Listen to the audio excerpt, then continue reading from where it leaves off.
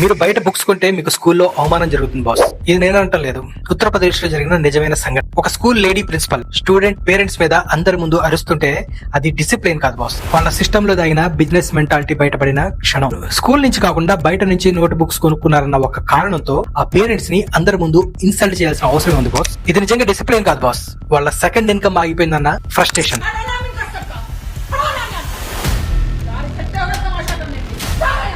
ఉత్తరప్రదేశ్ లోని హార్దయ్లో ఉన్న సన్బీమ్ స్కూల్లో జరిగిన ఈ సంఘటన సోషల్ మీడియాలో వైరల్ అయింది. ప్రిన్సిపల్ మీద వచ్చిన ఆరోపణలను ఆమె పూర్తిగా ఖండించింది. అంతేకాకుండా ఆ వీడియోలో ఉన్నది నేను కాదు, అది ఒక ఏఐ జనరేటెడ్ వీడియో అని క్లెయిమ్ కూడా చేసింది. So funny boss, artificial intelligence ఇంతగా ఎప్పుడు డెవలప్ అయిందో నాకు తెలియదు.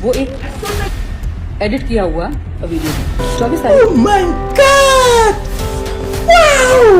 ఇక్కడ అసలు సమస్య ఏంటంటే ఎడ్యుకేషన్ సిస్టమ్ లో ఉన్న second income model. School uniform, books, shoes, belt, ఇలా ప్రతి ఒక్కటి, ఇలా ఒక్కో ఐటమ్ మీద ఒక కమిషన్ సెటప్ అయిపోయింది. పేరెంట్స్ కి ఇక్కడే కొనాలనే ప్రెజర్. ఇది ఒక ఓపెన్ సీక్రెట్. మీరు క్యాజువల్ గా అడిగినా సరే మీరు అక్కడే కొనాలి అని స్పెసిఫిక్ గా ఒక షాప్ పేరు చెప్తారు, ఎందుకంటే అక్కడ డీల్ ఆల్రెడీ ఫిక్స్ అయిపోయింది బాస్. ఇండియాలో విద్య అనేది సేవ అయితే ఇందులో ఇంత బలమైన బిజినెస్ ఎందుకు కనిపిస్తుంది? పిల్లల భవిష్యత్తు పేరుతో పేరెంట్స్ జేబు ఖాళీ చేయడం అనేది ఎడ్యుకేషన్ కాదు బాస్, అదొక ఇండీసెంట్ బిజినెస్. ఇది ఒక ఉత్తరప్రదేశ్ సమస్య కాదు, ఇండియాలో చాలా చోట్ల జరుగుతున్న రియాలిటీ ఇది. కానీ ఎందుకు బయటకు రావడం లేదంటే కారణం కామన్ మ్యాన్ భయం. పిల్లల ఫ్యూచర్ రిస్క్ లో పడుతుందన్న టెన్షన్, సిస్టమ్ కి ఎదురు తిరగలేని పరిస్థితి. ఇండియాలో ఒక కామన్ మ్యాన్ ఎంత బరువైన మోయగలడు, కానీ సిస్టమ్ ని ప్రశ్నించడానికి మాత్రం 1కి 100 సార్లు ఆలోచిస్తాడు. ఒకప్పుడు స్కూల్ అంటే 365 రోజులు పిల్లలు భయపడేవాళ్ళు, కానీ ఇప్పుడు పేరెంట్స్ కూడా భయపడాల్సిన పరిస్థితి ఉంది. ఎందుకంటే స్కూల్ నుంచి ఏ కొత్త ఫీజులు వచ్చి పడతాయో, ఏ కొత్త ఖర్చులు వస్తాయని వాళ్ళ భయం. ఈ విషయం సోషల్ మీడియాలో వైరల్ అవడంతో స్టూడెంట్ గ్రూప్స్, ముఖ్యంగా ఏబీవీపీ వంటి సంస్థలు కూడా స్పందించాయి. అంటే